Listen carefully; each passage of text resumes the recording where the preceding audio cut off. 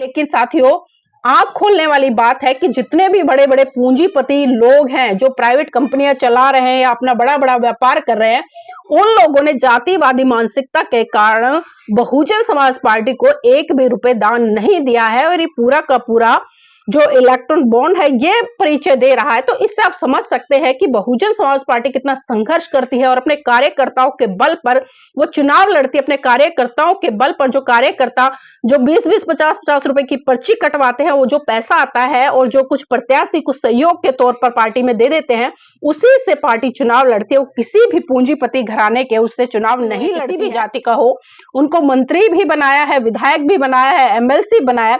लेकिन विडंबना है कि तथाकथित लोग जो दूषित मानसिकता के, वो कहीं ना कहीं बहुजन समाज पार्टी पर एक टैग लगाते हैं कि ये तो चमारों की पार्टी है। आपको तो शर्म आनी चाहिए, आप इतनी बड़ी बड़ी बातें फेंकते हैं। आप मिनटों में अपने सूट बूट बदल लेते हैं, लाखों रुपए के चश्मे पहन लेते हैं, लाखों रुपए के पेन लगा लेते हैं, लेकिन देश की बेटियों के लिए आप एयरपोर्ट पर कुछ सैनिटरी पैड भी नहीं रखवा सकते, जहां आप हजारों हजारों रुपए में टिकट लेते हैं। आपने बेच तो सब कुछ दिया, कुछ नहीं छोड़ा आपने। पिछले जब से आप 14 से सरकार में आए हैं, आपने रेल बेच दिया, हवाई जहाज बेच दिया। नमस्कार, आप देख रहे हैं एनबी न्यूज 24x7 नीलम बोध के साथ। साथियों, 2025 का शीतकालीन सत्र शुरू हो गया है और जैसे ही शुरुआत हुई, आप सबने देखा कि जिस तरह से विपक्ष ने भारतीय जनता पार्टी को घेरा और तमाम मुद्दों को लेकर चर्चाएं गरमाई, एक दूसरे पर आरोप प्रत्यारोप की राजनीति खेली गई और कहीं ना कहीं तेज धार शब्दों के माध्यम से एक दूसरे पर तीखे प्रहार किए गए।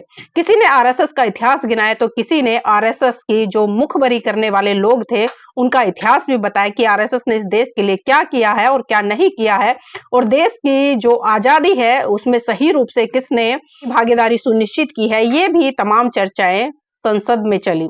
लेकिन साथियों, मैं आपको बता दूं कि अक्सर भारतीय जनता पार्टी और कांग्रेस पार्टी के लिए जो बसपा है, एक बात कहती है कि एक नाक नाथ है तो दूसरी सांप नाथ है। जी हाँ, ये बात बिल्कुल सत्य है, क्योंकि साथियों इस देश में जो जाति व्यवस्था है उसकी जड़ें आज भी बहुत गहरी हैं। भले कहने के लिए लोग कह दे कि जातिवाद देश से खत्म हो गया है, आज कोई भी ऊंच नीच नहीं है, कोई छोटा बड़ा नहीं है और जाति के आधार पर कोई भेदभाव नहीं होता है। लेकिन वर्तमान में तमाम ऐसी घटनाएं आपके सामने आती है जब आप देखते हैं कि जाति के आधार पर इस देश में कितना बड़ा भेदभाव आज भी हो रहा है। जब हम आजादी के 77 साल बीत चुके हैं, हमने अमृतकाल भी मनाया, हमने बहुत सारी चीजें मनाई और हमारे देश के माननीय प्रधानमंत्री जी तो बड़ी बड़ी बातें करते नजर आते हैं कि सबका साथ सबका विकास।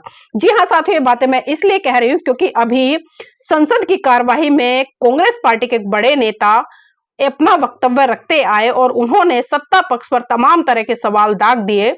और इतना ही नहीं साथियों, उन्होंने 2004 से लेकर और 2024 तक जो इलेक्ट्रॉन बॉन्ड होता है और जितना भी अमाउंट यानी कि जो दान के रूप में पैसा आता है बैंक अकाउंट में, उसका सारा का सारा उन्होंने डाटा वहां पर खोल दिया और तमाम लोगों ने इसकी चुस्कियां भी। लेकिन साथियों, कहते हैं ना कि एक उंगली हम दूसरे पर उठाते तो हमारी तरफ भी उंगलियां उठती हैं।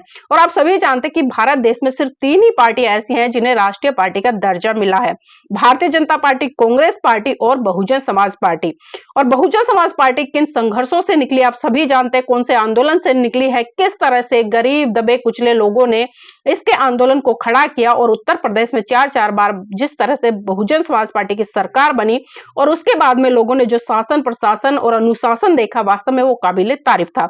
लेकिन साथियों, मैं मेन मुद्दे पर आती हूँ। शीतकालीन सत्र में जो चर्चाएं चल रही हैं और जो मैंने बात की कि कांग्रेस पार्टी के बड़े नेता उन्होंने जो बताया कि बीजेपी की विकास रिपोर्ट देखे तो बताए कि जनता कहां खड़ी है और वो कहां खड़े हैं। तो साथियों, उन्होंने भाजपा और कांग्रेस के बैलेंस की बात की और बैलेंस में तुलनात्मक अध्ययन करते हुए वो अपनी स्टेटमेंट रखते हैं और वो बता रहे कि में जब कांग्रेस पार्टी के अकाउंट में जो 2004 वो 38 करोड़ था, दूसरी तरफ उन्होंने भाजपा का बताया वहां पर 88 करोड़ रुपए और 2009 में कांग्रेस को 221 करोड़ रुपए और भारतीय जनता पार्टी को 150 करोड़ रुपए और 2014 के चुनाव में कांग्रेस को 390 करोड़ रुपए और भारतीय जनता पार्टी को 295 करोड़ रुपए और 2019 में कांग्रेस को 315 करोड़ रुपए और भारतीय जनता पार्टी को 3562 करोड़ रुपए और 2024 में तो साथियों हद ही हो गई, कांग्रेस को 133 करोड़ रुपए और भारतीय जनता पार्टी को बम्पर यानी कि 10,107 करोड़ रुपए उसके अकाउंट में आया। और ये साथियों आंकड़ा मैंने आपको इसलिए बताया ताकि आप एक अध्ययन कर सके और तुलना कर सके। और जो मैंने बात की कि जो लोग कहते हैं अब देश में जाति व्यवस्था नहीं है, तो यही साथियों अब मैं आती हूं बहुजन समाज पार्टी पर, जो कि राष्ट्रीय पार्टी है। क्योंकि मैंने पहले कहा है कि भारत देश में 3 पार्टियां हैं जो राष्ट्रीय स्तर के का उन्हें दर्जा मिला हुआ है, बीजेपी, कांग्रेस और बीएसपी। अब देखिए बीएसपी के अकाउंट में जो बैलेंस है, जो चर्चा चल रही है, कहां करोड़ों करोड़ों रुपए आ रहे हैं, हजारों करोड़ों में आ रहे हैं, लेकिन बीएसपी के खाते में नील यानी कि जीरो, 2009 में जीरो, 2014 में जीरो, 2019 में जीरो और 2024 में जीरो। यानी कि बहुजन समाज पार्टी को किसी भी बड़े पूंजीपति घराने से या बड़ी बड़ी कंपनियों से कोई भी दान के रूप में पैसा नहीं आया। लेकिन वही हम कांग्रेस और भारतीय जनता पार्टी की बात करें तो 2024 में कांग्रेस को 133 करोड़ रुपए और भारतीय जनता पार्टी को 10,107 करोड़ रुपए। आप तुलना करके देखिए। और वही बीएसपी को जीरो। ये आंकड़े साथियों जो इलेक्शन कमीशन है उसके हैं, मेरे नहीं है। तो इसी से आप खुद आकलन कर सकते हैं कि जातिवाद आज कितना गहरा है लोगों में। और जो लोग बात करते हैं कि जाति व्यवस्था नहीं है, तो ये सारे के सारे जो आंकड़े मैंने आपको बताए हैं ये मेरे नहीं है, ये कांग्रेस पार्टी के नेता के आंकड़े हैं, ये मेरी तरफ से कोई आंकड़े नहीं दिए हैं। तो इसी से आप अनुमान लगा सकते हैं कि जो बहुजन समाज पार्टी, क्योंकि आप सभी जानते हैं एससी एसटी ओबीसी माइनॉरिटी की पार्टी है, बहुजन आइडियोलॉजी पे चलने वाली पार्टी है। और एक जो जाति का तबका इस पार्टी को लगा रखा है लोगों ने, इस पार्टी में सर्व समाज के लोग हैं। आपने देखा कि जब जब सरकार बनी है तो ब्राह्मण हो, क्षत्रिय हो, वैश्य हो या किसी भी वर्ग से आने वाला व्यक्ति हो या किसी भी जाति का हो, उनको मंत्री भी बनाया है, विधायक भी बनाया है, एमएलसी बनाया। लेकिन विडंबना है कि तथाकथित लोग जो दूषित मानसिकता के, वो कहीं ना कहीं बहुजन समाज पार्टी पर एक टैग लगाते हैं कि ये तो चमारों की पार्टी है। अब ये बताइए क्या चमार किसी अन्य पार्टी में नहीं, क्या बीजेपी में नहीं है, कांग्रेस में नहीं है, इन दोनों पार्टियों में है या नहीं है? अगर नहीं है तो बताएं मुझे। अगर सारे के सारे चमार बीएसपी में है तब तो आप कहने के लायक है। लेकिन अब देखिए जो राष्ट्रीय पार्टी के राष्ट्रीय महासचिव हैं सतीश चंद्र मिश्रा जी, कौन सी जाति से हैं? वो ब्राह्मण है। तो आप कम से कम ये कहना बंद कर दीजिए। लेकिन साथियों आंख खोलने वाली बात है कि जितने भी बड़े बड़े पूंजीपति लोग हैं जो प्राइवेट कंपनियां चला रहे हैं या अपना बड़ा बड़ा व्यापार कर रहे हैं, उन लोगों ने जातिवादी मानसिकता के कारण बहुजन समाज पार्टी को एक भी रुपए दान नहीं दिया है। और ये पूरा का पूरा जो इलेक्ट्रॉन बॉन्ड है ये परिचय दे रहा है। तो इससे आप समझ सकते हैं कि बहुजन समाज पार्टी कितना संघर्ष करती है और अपने कार्यकर्ताओं के बल पर वो चुनाव लड़ती है। अपने कार्यकर्ताओं के बल पर जो कार्यकर्ता जो 20-20, 50-50 रुपए की पर्ची कटवाते हैं, वो जो पैसा आता है और जो कुछ प्रत्याशी कुछ सहयोग के तौर पर पार्टी में दे देते हैं, उसी से पार्टी चुनाव लड़ती है। वो किसी भी पूंजीपति घराने के उससे चुनाव नहीं लड़ती है। और इसी का कारण है साथियों जो जनता का विकास है ना, वो विकास नहीं हो पाता है। क्योंकि जो अन्य पार्टी है, क्योंकि आपने कांग्रेस का भी शासनकाल काफी लंबे समय तक देखा। और जिस तरह से एक कहावत है ना कि अगर आटे में आप नमक डालेंगे तो शायद उसका बहुत कम पता चलेगा, लेकिन आप उसका उल्टा कर दे तो होना ही होना है। और कांग्रेस पार्टी ने जितना भ्रष्टाचार किया आप सबने देखा, और उसी का नतीजा रहा कि 2014 में सत्ता परिवर्तन हो गया। लेकिन उसके बाद हमने देखा कि भारतीय जनता पार्टी आई और भारतीय जनता पार्टी ने गरीब लोगों का तो खून चूस लिया। और किसका खून बढ़ाया? पूंजीपति लोगों का, अंबानी जैसे लोगों का। बहुत सारे नाम ऐसे हैं लिस्ट में, मैं गिनाने बैठूं तो शायद कुछ चंद नाम हैं जो उंगलियों पर भी आप लोग गिन सकते हैं। लेकिन साथियों ये हमें समझना पड़ेगा कि जो विकास इस देश की जनता के लिए होना चाहिए, जिस उद्देश्य के लिए जनता सरकार को चुनती है, राजा को चुनती है, आज इस देश का राजा वो काम बिल्कुल भी नहीं कर रहा है। और साथियों मैं एक बात और बताना चाहूंगी, अभी 2 दिन पहले सोशल मीडिया पर एक एयरपोर्ट की वीडियो वायरल हुई थी जिसमें एक पिता चीख चीख कर चिल्ला रहा था, रो रहा था। बड़ी एक तरह से उसके शब्दों में जो दर्द था वो झलक रहा था। वो अपनी बेटी के लिए सैनिटरी पैड मांग रहा था स्टाफ से कि एक पैड दे दो, मेरी बेटी खून से लथपथ पड़ी है, सारे कपड़े उसके गंदे हो गए।